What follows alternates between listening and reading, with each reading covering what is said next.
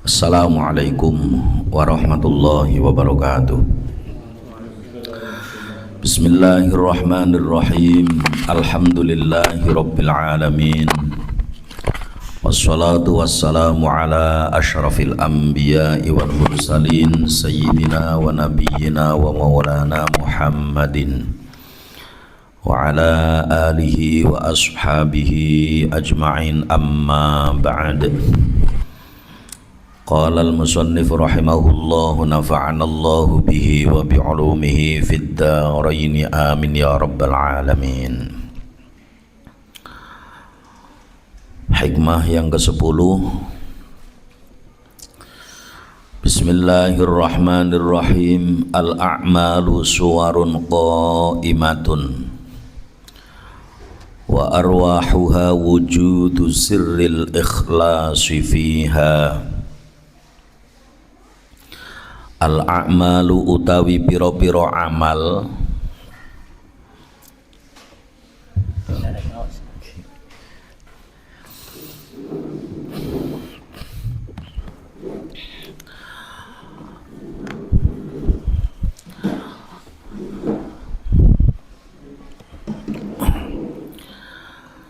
Al-a'malu utawi piro-piro amal iku suwarun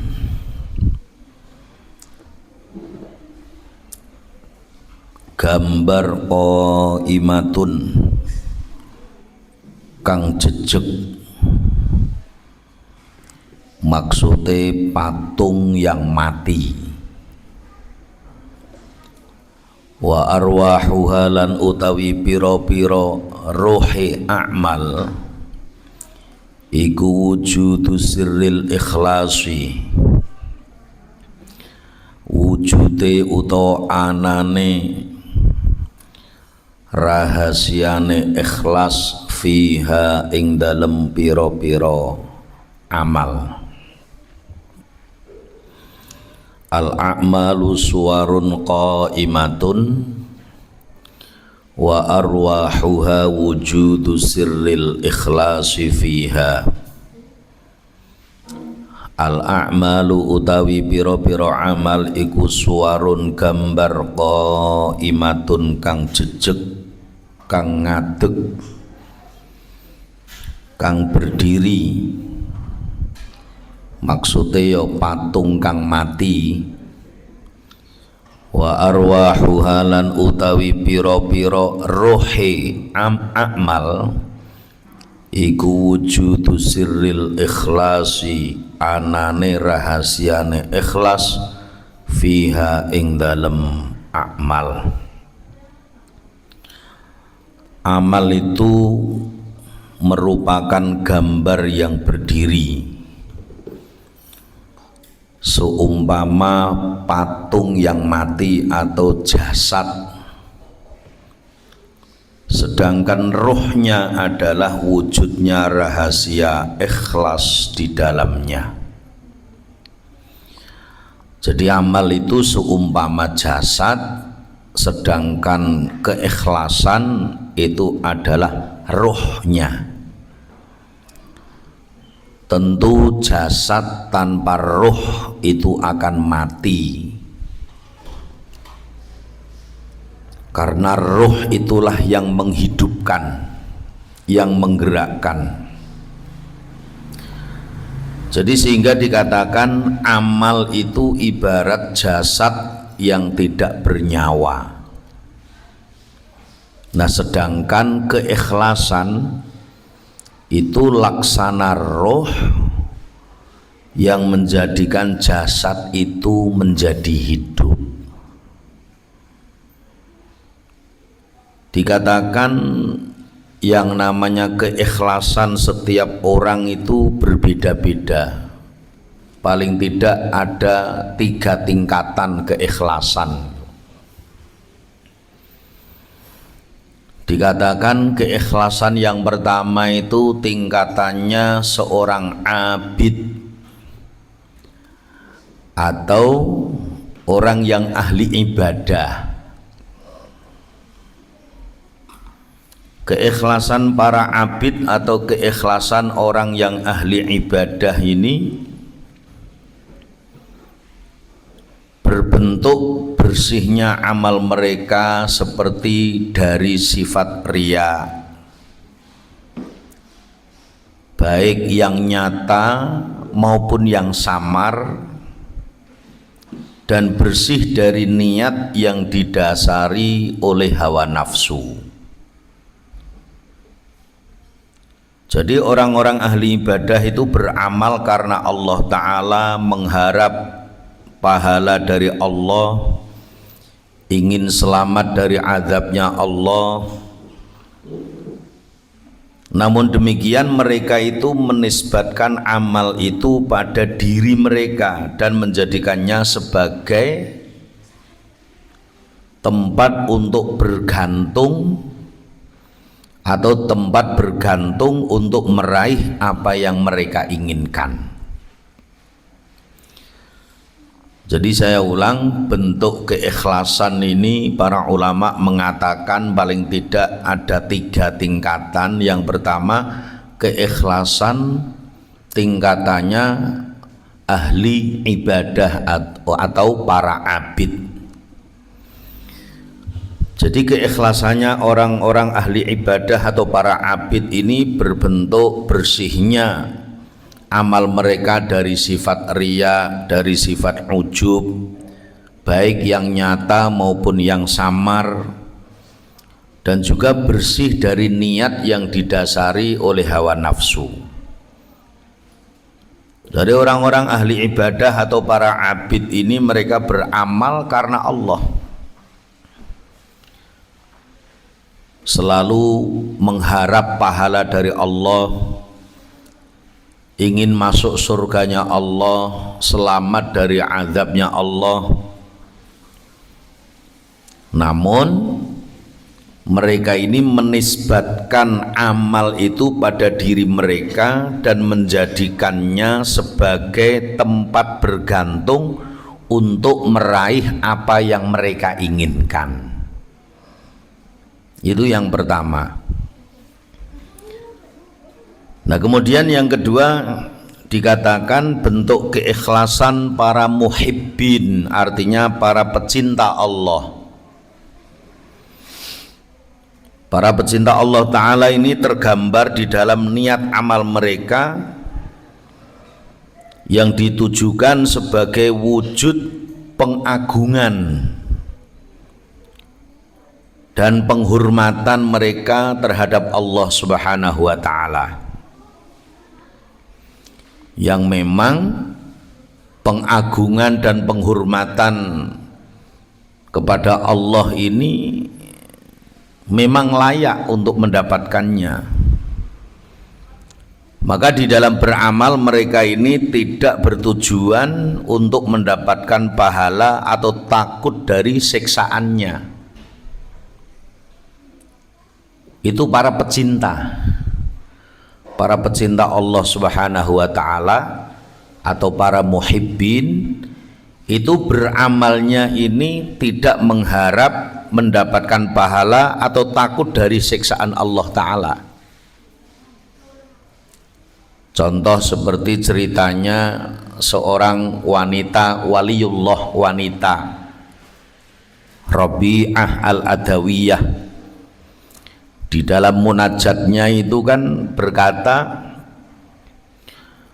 aku ini tidak menyembahmu karena takut nerakamu atau mengharap surgamu. Bahkan di dalam munajatnya ini, anugerah-anugerah dunia engkau berikan kepada musuh-musuhmu saja ya Allah. Anugerah akhirat engkau berikan kepada sahabat-sahabatku. Aku ini tidak takut terhadap nerakamu ataupun menginginkan surgamu, tetapi yang aku takutkan jika aku ingin melihat wajahmu engkau berpaling dariku. Itu munajatnya seorang waliullah wanita yang namanya Rabi'ah al-Adawiyah itu. Itu tingkatan yang kedua, ikhlasnya para muhibbin atau pecinta Allah. Nah kemudian keikhlasan yang paling tinggi ini keikhlasannya para arif billah, orang yang ahli ma'rifat, orang yang benar-benar kenal. Jadi keikhlasan para orang-orang arif billah itu berbentuk kesaksian dan pandangan mereka bahwa Allah sematalah yang menggerakkan, yang memberikan kekuatan atau yang mendiamkan mereka di dalam ketaatan itu. Para arif ini merasa tidak memiliki daya dan upaya ataupun kekuatan kecuali dari Allah Subhanahu wa ta'ala. Oleh karena itu mereka ini tidak beramal, tidaklah bisa beramal kecuali atas bantuan Allah, bukan dengan kekuatannya, bukan dengan dayanya. Nah inilah tingkat keikhlasan para arif, ini keikhlasan yang paling tinggi. Maka di dalam hikmah yang ke-10 ini, pentingnya setiap amal ini harus didasari dengan ikhlas. Walaupun ikhlas itu sendiri yang tahu hanya Allah. Para ulama hanya menjelaskan tanda-tanda keikhlasan atau cara untuk menuju kepada keikhlasan. Jadi keikhlasan menuju kepada keikhlasan ini ya dengan istiqomah dan didasari dengan kesabaran itu. Itu baru menuju kepada keikhlasan. Jadi hikmah yang ke-10, al-a'malu suwarun qa'imatun wa arwahuha wujudu sirril ikhlasi fiha. Kemudian hikmah yang ke-11, kemasyhuran ini sangat membahayakan bagi seorang murid, bagi seorang yang menginginkan menuju kepada Allah.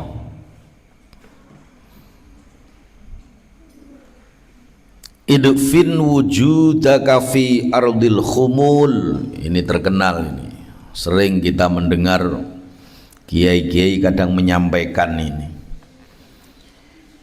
Idfin wujudaka fi ardil khumul fama nabata mimma lam yudfan la yatimmu nitajuhu.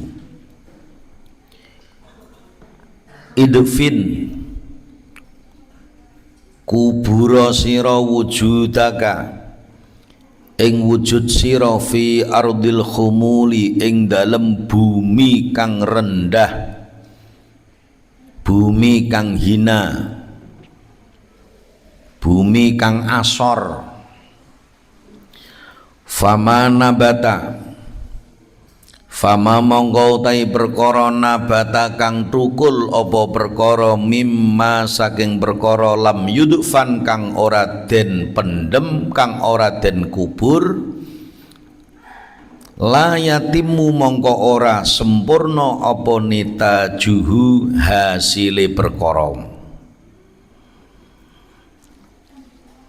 Jadi tanamlah wujudmu dalam bumi yang tersembunyi, artinya ketidakkenalan. Karena benih yang tumbuh dan tidak ditanam maka hasilnya tidak akan sempurna. Jadi kuburlah dirimu di tanah kerendahan. Karena sesuatu yang tumbuh tanpa dikubur, artinya tanpa ditanam, hasilnya ini kurang sempurna. Ini tentang kemasyhuran. Jadi yang dimaksud tanah kerendahan ini adalah tanah di mana popularitas atau kemasyhuran ini tak akan tumbuh subur. Maksud daripada kuburlah dirimu di sana itu, engkau tidak usah menempuh sebab-sebab kemasyhuran, tidak usah menempuh sebab-sebab popularitas. Ya contoh seperti caper, cari perhatian, menawarkan diri untuk sebuah pangkat, jabatan, kedudukan, sehingga di situ membuat akan terkenal umpamanya. Seandainya engkau terpaksa terkenal, umpamanya terpaksa terkenal, harus merendahkan hati, jangan sampai mencari kedudukan tertentu atau posisi tertentu. Dan jangan sekali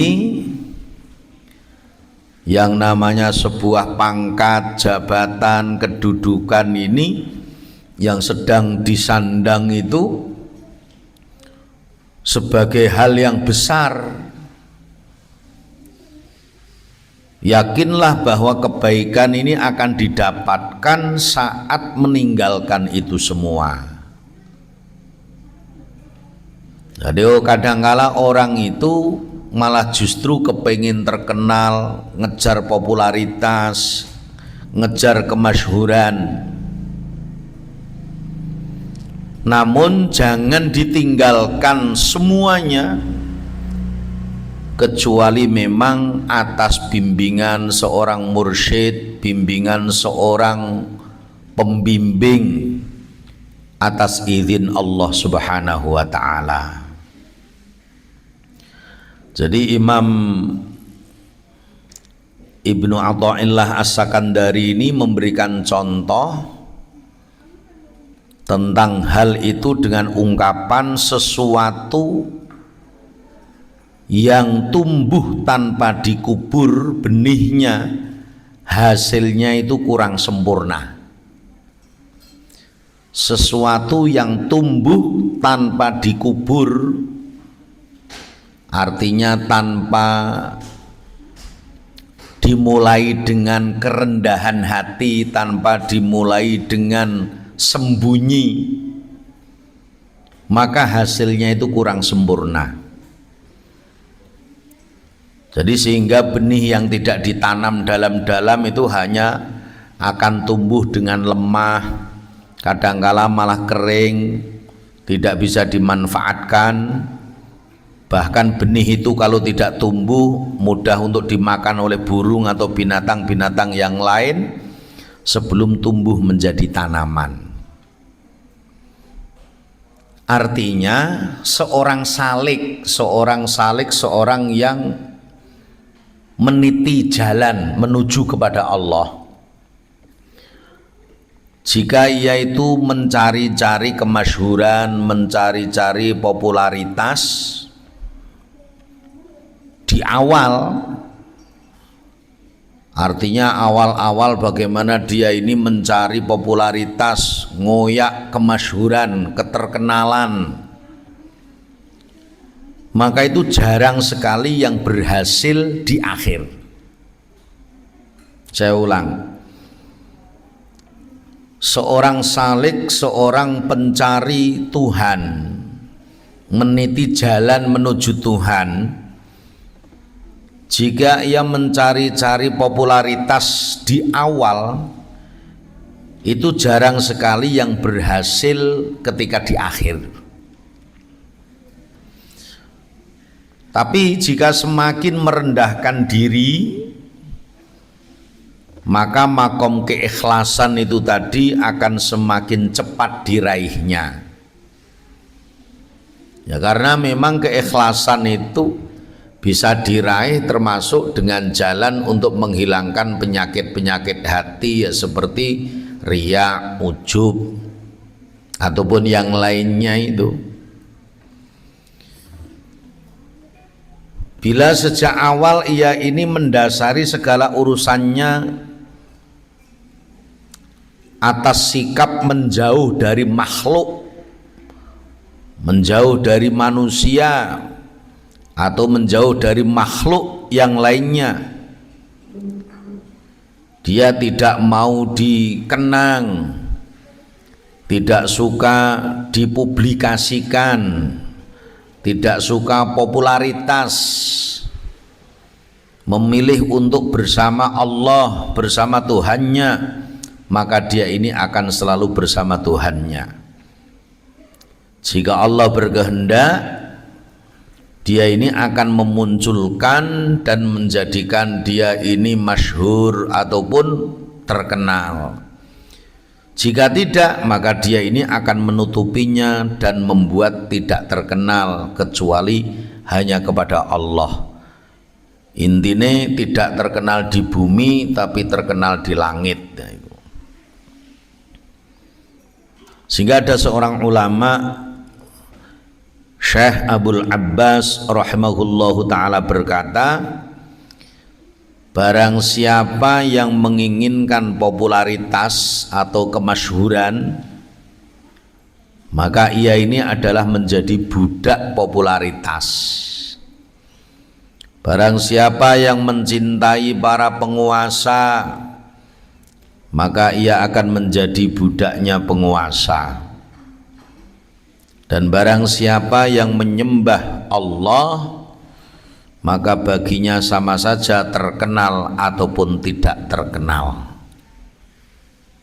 Jadi sudah bisa menafikan, meniadakan selain Allah Subhanahu wa ta'ala, karena hubungannya itu dengan perkara-perkara yang ada di dalam hati. Jadi di dalam hikmah yang ke-11, idfin wujudaka fi ardil khumul fama nabata mimma yudfan la yatimmu nitajuhu. Kuburlah dirimu di tanah kerendahan, karena sesuatu yang tumbuh tanpa dikubur atau ditanam hasilnya kurang sempurna. Jadi ketika seseorang ini memulai sesuatu dengan menyembunyikan diri, menghindari daripada penilaian manusia, berusaha selalu sembunyi semata-mata karena Allah, maka akan Allah angkat derajatnya, akan Allah beri kedudukan yang tinggi di sisi Allah. Jika Allah berkehendak dia terkenal, maka akan terkenal. Jika Allah tidak berkehendak, maka juga tidak akan terkenal, akan selalu ditutupi oleh Allah, walaupun tetap dia ini terkenal di sisi Allah. Itu hikmah yang ke-11. Kemudian hikmah yang ke-12, manafa'al qalba syai'un mithlu uzlatin yadkhulu biha maidana fikratin. Manafa'a, ora ana kemanfaatan, ora aweh manfaat al qalba ing ati apa syai'un suwiji-wiji mithlu uzlatin, ngumpamani uzlah.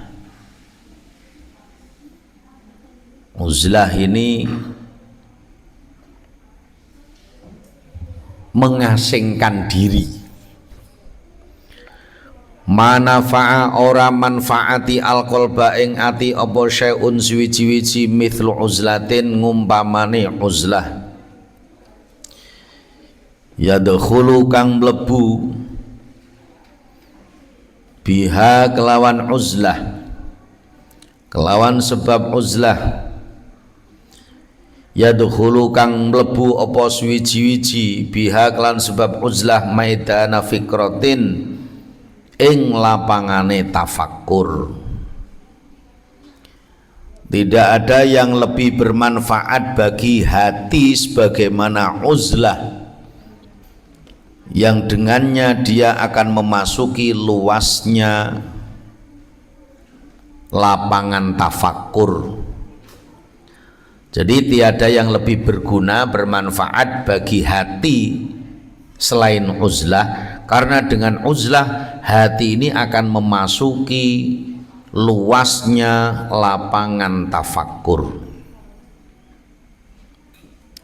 Makanya uzlah itu secara harfiah artinya kan menyendiri lah, mengasingkan diri, nyepi, topo broto, menjauh dari hiruk pikuknya kehidupan manusia. Maka uzlah ini merupakan cara yang terbaik bagi seorang murid, seorang yang menginginkan kenal kepada Allah. Untuk apa? Uzlah ini adalah untuk membersihkan hati dari segala kelalaian dan untuk mendekatkan diri kepada Allah Ta'ala. Memang uzlah itu, atau orang Jawa ya bilangnya topo lah, yang berat memang sebagaimana Raden Syahid Kanjeng Sunan Kalijaga, topo ana ing tengahe ramene menungso. Artinya secara zahir hidup di tengah-tengah masyarakat, tapi dia ini tidak akan ikut arus terhadap hiruk pikuknya kehidupan manusia pada umumnya. Artinya mempunyai prinsip di dalam hidupnya, prinsip tentang keagamaan, tentang akidah, tentang syariat, tentang ibadah, bahkan tentang muamalah, muasyarah, pergaulan. Dia mempunyai prinsip, jadi tidak akan ikut arus secara umum. Nah, kalau uzlah secara zahir itu ya memang menjauh dari hiruk pikuk kehidupan manusia, mengasingkan diri, menyendiri di tengah hutan ataupun mungkin di manalah jauh dari kehidupan manusia. Maka di sini dikatakan tafakkur itu umpama sebuah lapangan, yang mana di sana hati ini selalu berputar-putar seperti seekor kuda atau jaran yang berpacu di sebuah arena pacuan. Maka bila seorang murid itu terlalu banyak bergaul dengan manusia, maka pandangan dan hatinya ini akan tertuju pada keduniaan, kepada hiruk pikuknya manusia itu tadi, sehingga yang kemudian tampak jelas di hadapannya hanya hal-hal yang sifatnya itu materi, yang sifatnya itu fana, yang sifatnya itu rusak. Maka itulah termasuk kenapa uzlah itu tadi. Karena jika terlalu banyak bergaul dengan manusia, mengikuti hiruk pikuknya manusia, maka pandangan, hati dan cara berpikir itu tertuju kepada keduniaan, tertuju kepada perkara-perkara yang fana atau yang rusak. Maka apabila beruzlah akan menjauhi pergaulan dengan manusia, hatinya ini akan disibukkan dengan hal-hal perkara-perkara yang hubungannya dengan perkara ghaib, perkara akhirat, perkara kubur, mahsyar, yaumul ba'ats, mizan, sirat, perkara akhirat.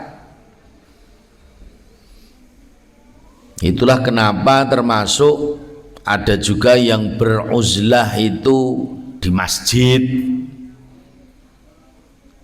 Beruzlah di masjid, kenapa? Karena memang suasana yang terbaik itu di atas buminya Allah kan masjid memang. Sehingga ketika di dalam masjid tidak terlalu banyak bergaul dengan manusia, tidak terlalu banyak dengan hiruk pikuknya kehidupan manusia, maka akan terbentuk. Jadi uzlah di dalam masjid, topo nang jero masjid, artinya dia ini tidak keluar dari lingkungan masjid karena memang suasana malaikat. Maka disitulah hati ini akan cepat luluh, lemes, sehingga mudah untuk menangis. Bahkan kan ada hadis tafakkuru sa'atin khairum min sab'ina sana'ah. Tafakur sesaat lebih baik daripada ibadah 70 tahun. Nah, kurang lebihnya artinya itu. Makanya ketika orang itu di dalam uzlah, pasti di situ akan timbul tafakur, selalu berpikir.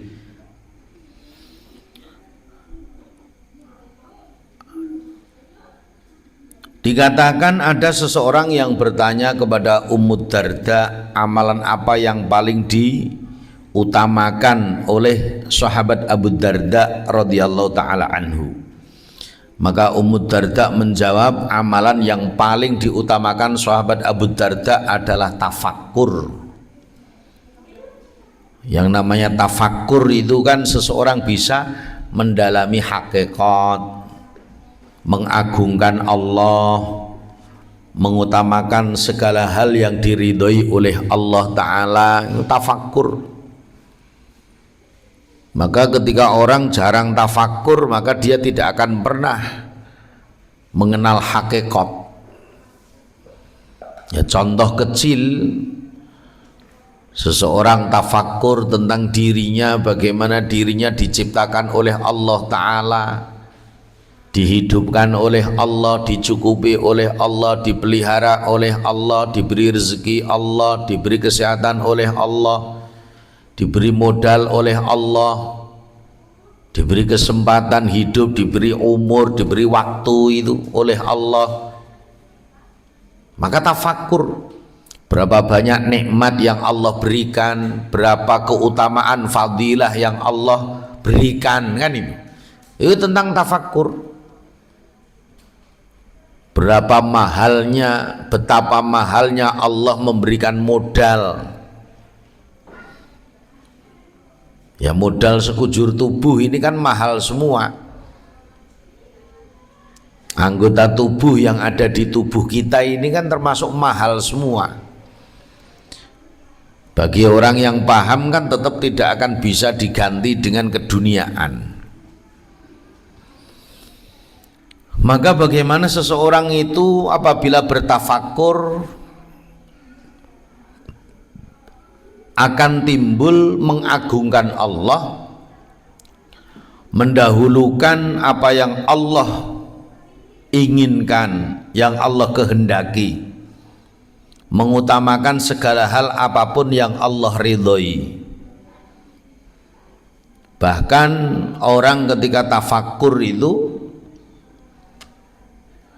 dia ini bisa menganggap bahwa segala hal apapun yang dibenci oleh Allah itu mesti hina. Akan menganggap hina segala hal apapun yang dibenci oleh Allah Ta'ala. Maka dia ini akan terdorong untuk meninggalkan perkara apa yang dibenci oleh Allah. Dengan tafakur orang itu bisa mengetahui kelemahan, keburukan-keburukan jiwa yang terselubung ataupun kejahatan musuh, ataupun dia ini bisa untuk mengetahui kekurangan-kekurangannya, bisa paham tentang tipuan dunia dan tipuan kehidupan dunia. Sebagaimana di dalam firman Allah kan, fala taghurrannakumul hayatud dunya wala yaghurrannakum billahil gharur. Maka janganlah kamu tertipu sungguhan dengan kehidupan hiruk pikuknya dunia, dan janganlah kamu tertipu beneran terhadap syaitan yang selalu menipu. Maka inilah yang dimaksud daripada uzlah itu tadi. Maka dengan beruzlah, menyendiri, bisa merenung, melatih diri untuk berkholwat. Berkholwat itu ya bersepi-sepi dari manusia, dari kehidupan hiruk pikuknya manusia, yang mana di dalam sebuah torekoh itu kan termasuk yang namanya berkholwat itu rukun. Berkholwat, kholwat itu ya menyepi sebenarnya. Kalau orang-orang dulu nyepinya itu di tengah hutan. Ya seperti para wali-wali kan banyak di tengah hutan, makanya kenapa Banjarnegara ini termasuk salah satu tempat banyak untuk berkholwat para wali-wali, para dai-dainya Allah tempo dulu, sehingga banyak petilasan itu. Kalau di Aceh masih orang-orang berkholwat, kalau di daerah kita ini berkholwatnya paling udah di masjid terus kemudian ditutupi kain kan, itu sudah jarang karena memang tidak ada hutan belantara. Maka dengan uzlah atau menyendiri itu untuk melatih berkholwat, termasuk rukun di dalam bertorekoh itu kan berkholwat, kemudian bersikap diam, berpuasa, berlapar-lapar, dan selalu bangun tengah malam untuk berasyik-asyik dengan Allah Subhanahu wa ta'ala.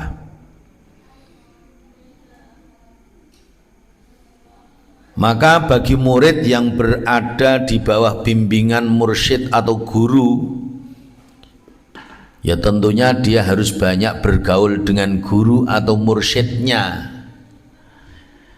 sebagaimana ya para arif billah zaman dulu, para muhibbin, artinya para pecinta Allah Ta'ala.